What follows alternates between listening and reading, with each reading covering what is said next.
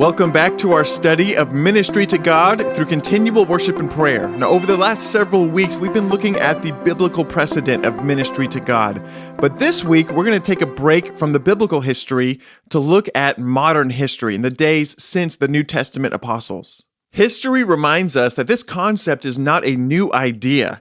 We see its common thread through both biblical history and modern history. For many years, the practice of continual worship and prayer was sustained primarily by the early monastic tradition, again inspired by the Davidic order and the prophetic promises for the modern church.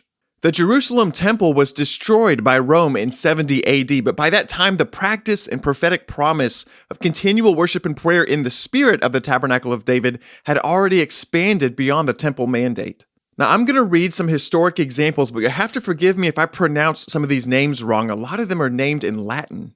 In the late 4th century, Martin, the Bishop of Tours, decided to devote himself entirely to prayer. He built a small retreat a few miles outside Tours in France, where he soon was joined by 80 disciples who were responsible for the work of continual worship and prayer as a ministry to God. Martin's group was convened well before monasteries were popular, but it was eventually called the Monastery at Marmoutier. Then, right around 400 AD, Alexander Archimedes instituted what became known as Laus Perennis, which is Latin for perpetual psalmody. More than 300 monks were organized into 6 choirs that took shifts to cover every hour of the day in prayer and worship. This became known as the Order of Achoi Mede, which literally means sleepless ones. This order eventually moved to Constantinople, where it grew great in influence and its tradition spread. In 522 AD, the monastery of St. Maurice instituted Laus Perennis with similar rotating choirs that would fill every hour of the day. The tradition continued all the way until around 900 AD, impacting monasteries across France and Switzerland. And then listen to this account by the 12th century monk Jocelyn. When St. Patrick and his company arrived on the shores of the Belfast Lough near Bangor, Ireland in the 5th century, they saw an open vision of heaven. As Jocelyn writes, they beheld the valley filled with heavenly light, and with a multitude of heaven. They heard, as chanted forth from the voices of angels, the psalmody of the celestial choir. From then on, the place became known as the Valley of Angels. 100 years later, in the mid-6th century, Comgall founded the Bangor Monastery, where he instituted Laus Perennis and attracted more than 3,000 monks. The monastery became known as the Great Bangor and a great monastic school, famous for its antiphonal singing inspired by St. Patrick's vision. And their tradition spread as they sparked a missionary movement all across Europe. Then, in the 10th century, William the Pious founded a monastery at Cluny, which exchanged the Benedictine rule of manual labor for Laus Perennis, continual worship and prayer.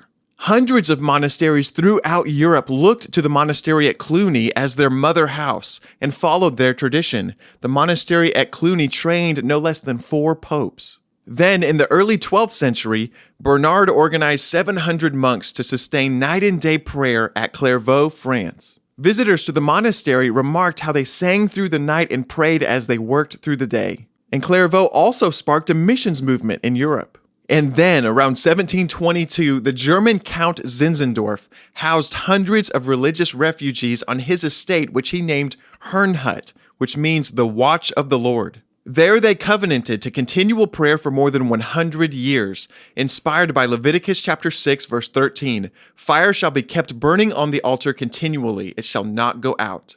Herrnhut was the first of its kind among Protestant believers. It became the launch pad for hundreds of missionaries, most of whom gave themselves to unreached people groups and some even selling themselves into slavery. The first Catholic and Protestant missionary movements were birthed from inseparable prayer movements, combining the Great Commandment with the Great Commission. The same can also be said of the First Great Awakening in the 18th century, the Haystack Prayer Meeting and Second Great Awakening in the 19th century, the Welsh Revival, Azusa Street, the Pyongyang Revival, and Chinese and Indonesian revivals of the 20th century. To quote Mike Bickle from the International House of Prayer, an irrefutable law of God's kingdom holds that in God's timing, revival in the church with evangelistic zeal and effectiveness will always follow wherever night and day prayer is established.